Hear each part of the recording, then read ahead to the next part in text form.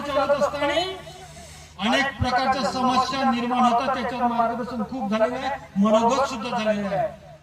राजेजी राजनकरांना सांगितलं, राजकुमार कुर्जेकरांना सांगितलेलं आहे आपापल्या भीती.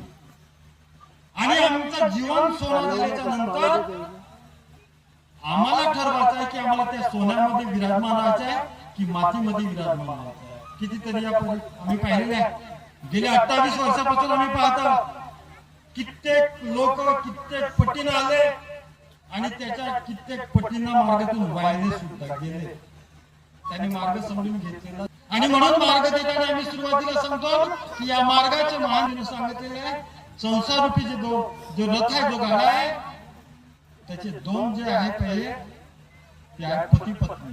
आमच्या जेव्हा त्यांना रिक्वेस्ट केलं की बायको बद्दल 2 शब्द बोला, पण तू नाही बोली, कारण विचार प्रत्येक लोक कोणी करून येत नाही. या बैठकीमध्ये येऊन बसतो तो की मला आज इथं उभा करण्यात येईल. आता काही लोक नाराज होऊन जातात, मला उभं केलं नाही. ते आम्ही काही घरून काही लिस्ट तर बनवून आणत नाही, याला उभा करायचं, तिला उभा करायचं, त्याला उभा करायचं, तिला उभा करायचं.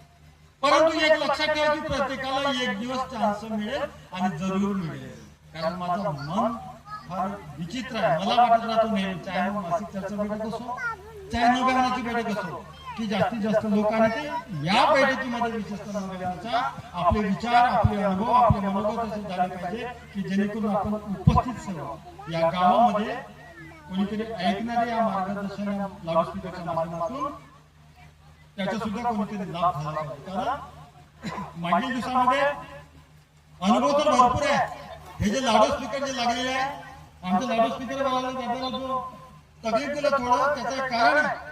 कारण महान देवी बाबा जुंगजीजी त्या काळामध्ये बापू म्हणे सेवकांना विनंती करत होते की म्हणे तुम्ही 100 लोकांमध्ये कार्यक्रम करा, कार्यक्रम करा, पण सिस्टम जो लाऊडस्पीकरचा हा चांगला करा. कारण तो जागो नाही तर नाही जागो, आम्ही उपस्थित आहोत, आम्ही जागो नाही तर नाही जागो. या मंचावर बोलून गेलेला प्रत्येकाचा कर्तव्य जागवण्याचा, प्रत्येकाचा धर्म आहे जागवण्याचा.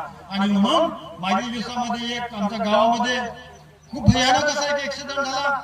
तरुण मुलगा, आता कुटुंबाचा जो प्रमुख राहतो तुम्हाला माहिती आहे, जर कुटुंबाच्या प्रमुखाचा जर ऍक्सिडेंट झाला, जर अपघात झाला, तो जर चारेखान्याची जर पडून आपल्या खटल्यावर धरून त्याच्या आग्रा मुतनं जेवण पाणी त्याचं जर होत असेल तर त्याच्या पत्नीने, त्याच्या मायने, त्याच्या पोरानं का करावं, का खावं, का प्यावं असा प्रश्न त्याच्या परिवारामध्ये लागतो. आणि ते एक म्हातारी बाई 90 वर्षाची जी मनोभावे एका अनेक देवाचे जे पूजन करत होती, अनेक देवाची जे सेवा करत होती, थकलेली बाई, एक म्हातारी आमच्या नागबिडी